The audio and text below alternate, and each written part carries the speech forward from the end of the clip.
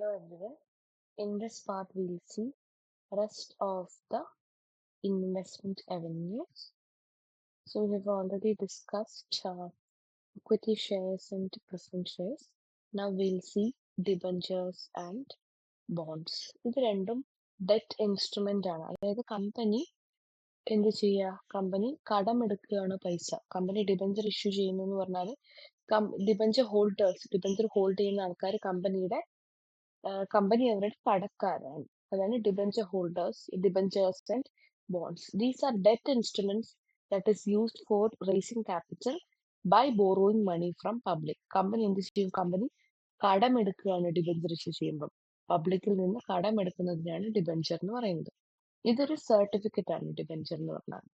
That says how much the investor has invested.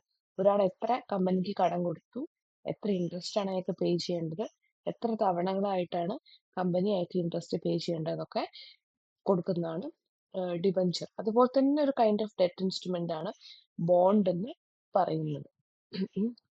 രണ്ടൊരു fixed rate of maturity ആണ്.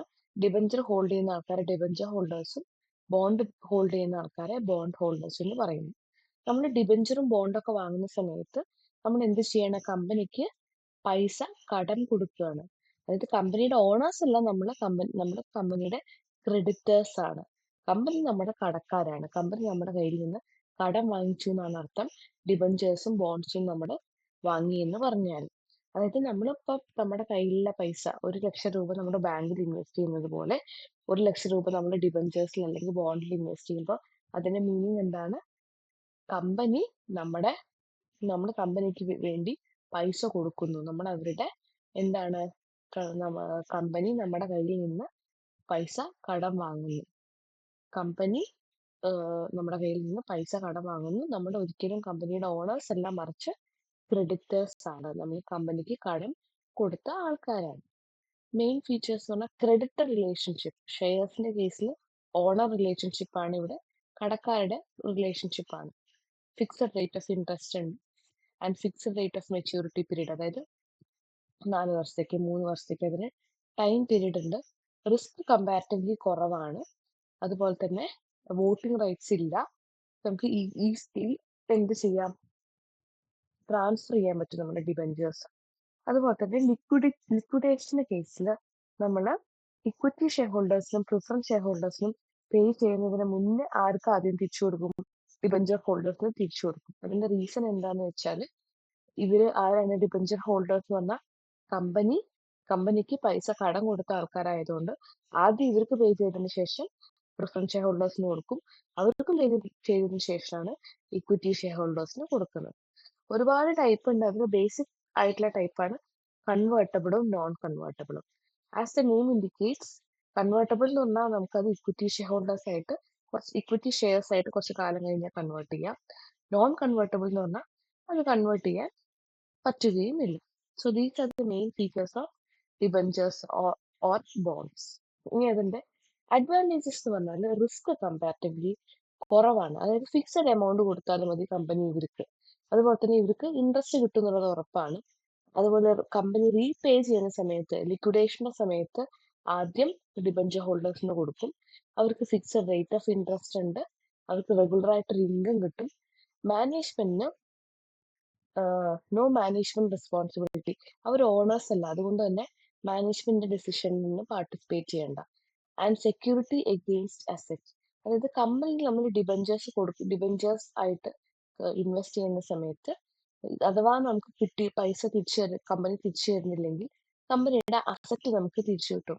നമ്മൾ loan കൊടുക്കുന്ന സമയത്ത്, ബാങ്കിൽ നിന്ന് ലോൺ എടുക്കുന്ന സമയത്ത് നമ്മൾ അതിന്റെ ആധാരമായിട്ട് എന്തെങ്കിലും വെക്കും.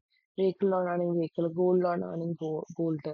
അതുപോലെ നമ്മൾ കമ്പനിക്ക് ഡിബഞ്ചർ രൂപേണ കടം കൊടുക്കുന്ന സമയത്ത് കമ്പനിയുടെ അസറ്റിന്റെ മുകളിൽ നമുക്ക് ഒരു കൈൻഡ് ഓഫ് സെക്യൂരിറ്റി ഉണ്ട്.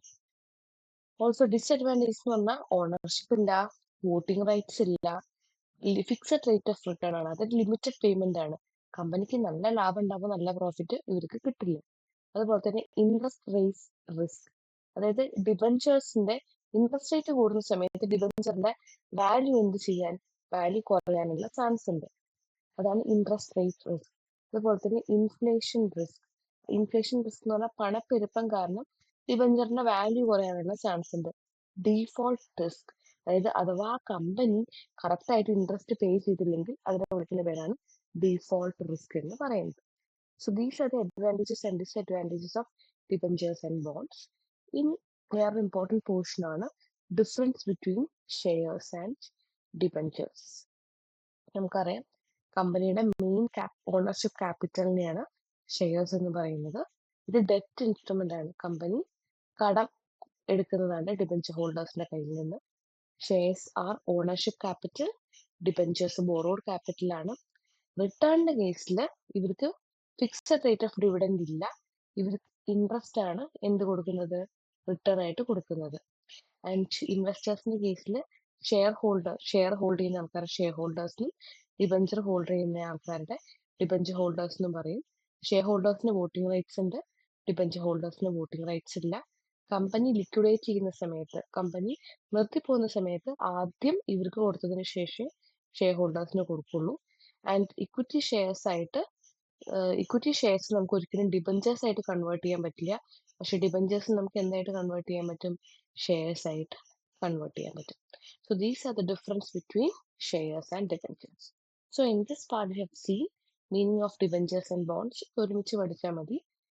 Features, advantage, disadvantage and difference between shares and